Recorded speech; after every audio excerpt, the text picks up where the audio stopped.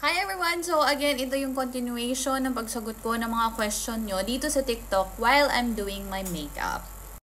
So, hi Miss Honey She. May ang question po niya. Hello po, naiinis po ako kasi mag-book na ako tapos na lahat, fill up. Bakit pagdating sa payment, may travel sure na payment? Paano po yan?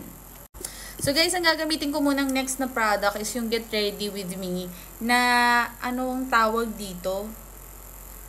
My God.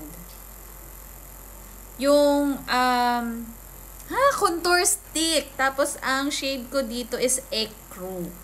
So, syempre, dahil nga, ayan, nag-gain tayo ng weight. Kitang-kita nyo naman. Pero itong double chin ko na to, simula bata, nandyan na yan. Kaya kahit mapayat ako nung time na yon or nung years back, andyan na talaga yung double chin. Nasa lahi na talaga namin yung double chin. Huwag nyo nang pansin yung double chin, okay?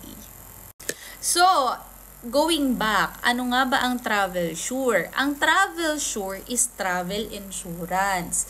Nung time na nasa Cebu Pacific ako, sa totoo lang, alam nyo ba, yan travel insurance na yan, ang isa sa mga bumuhay sa amin. Kasi, pag nakabenta kami ng travel insurance, syempre, parang productivity namin siya. Automatic, unfortunately, it's automatically naka-add siya sa system. But, meron kasi kayong option to remove the add-ons. So, wait lang. Lagay tayo dito. Damihan natin dito, my God. And guys, bakit nga ba ako nagme-makeup? It's just because magpipicture po ako for company ID. And gusto natin magpasenta. Uy, hindi ko mahanap yung angled brush ko. So, ang gagamitin ko na lang itong foundation brush. Pero guys, kapag po kasi, going back, no?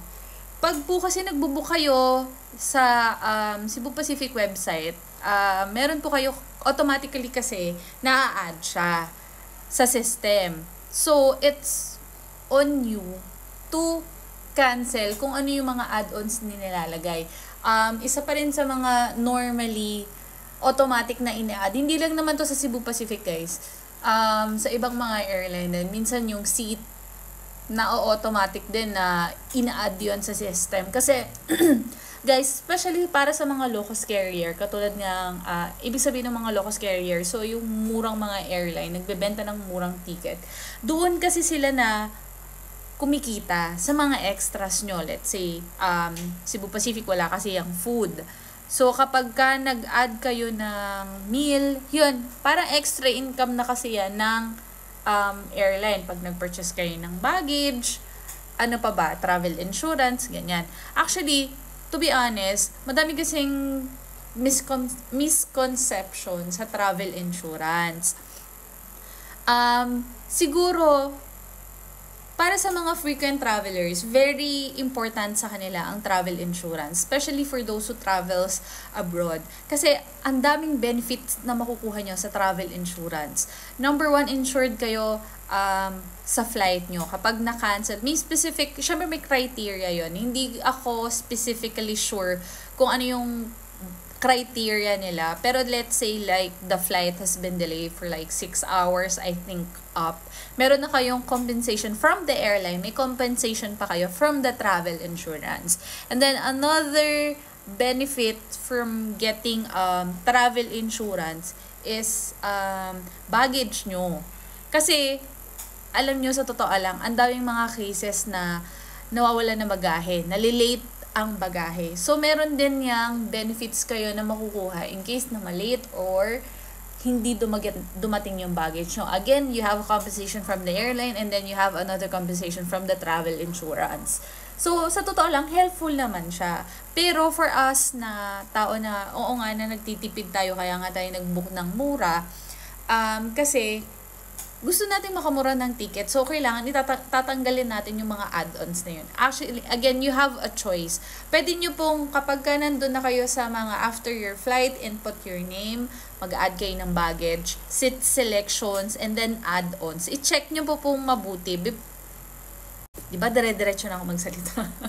But anyways, kailangan nyo kasing i-check. Pagka nagbubook kasi kayo ng flight, maging meticuloso kayo. Wag yung pagka nag-click kayo na, okay, mura to. Okay, book, finalize, pay. Minsan kasi ganun tayo impulsive. Kapag may nakita tayong mura, pagdating mo sa dulo, purchase na agad. Without even thinking na, itong time pala na to, promo nga siya, pero gabi na yung arrival ko. Ano pa yung magagawa mo that day? Tapos yung pabalik mo, sobrang aga pala. So, you also have to be careful talaga kapag ka nagbubook ng flight. Actually, madalas ko naman sinasabi sa mga videos ko na yan, kailangan nyo talaga maging careful kapag ka nagbubook kayo ng flight. Especially yung name. Yan, ang dami, sobrang dami yung question regarding sa name correction.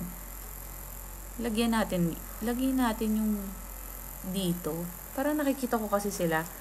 Naglalagay sila ng dito. Anyways. So, i-check nyo pong mabuti yung mga binubook nyo na flight. Kasi nandun, may option po kayo to cancel kung whatever yung add-on na automatically na-add ni airline. Pwede nyo pong tanggalin si TravelSure.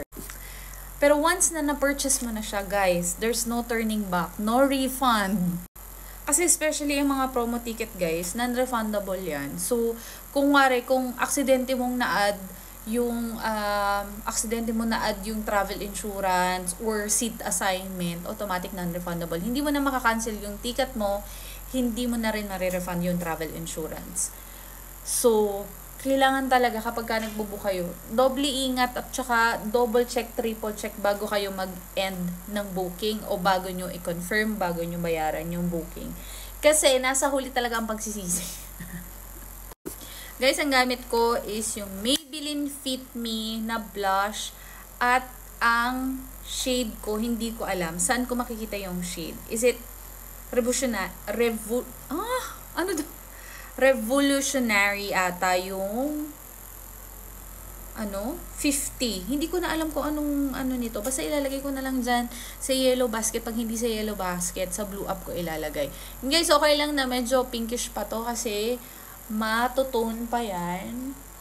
Kasi maglalagay tayo ng loose powder. And then, ang gagamitin ko ulit na loose powder is itong Focallure na face, and then ang shade ko is number 2. Gamit lang ako ng sponge. It's Focallure din. And then, maglalighten na yan. Pagdating naman din sa picture, mga hindi na rin masyadong halata yung mga red na yan. So, ayun lang. Kasi, napapansin ko din, parang meron na rin akong mga iba't iba. Medyo ilan na rin yung mga nagtanong sa akin paano nila marirefund or paano nila makakancel yung TravelSure. Yun nga, unfortunately, once na na-purchase mo na siya, once na finalize mo na yung ticket, na confirm, na bayaran, wala na. Hindi mo na siya marirefund unless you will cancel.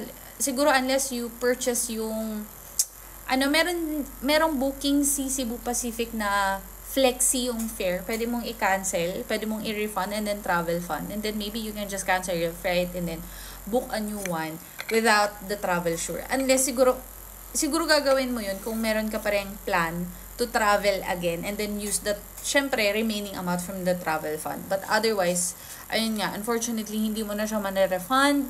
Kaya, yun, doble ingat na lang po kapag ka nagbubook ng flight. So, ayun lang. Thank you! Bye!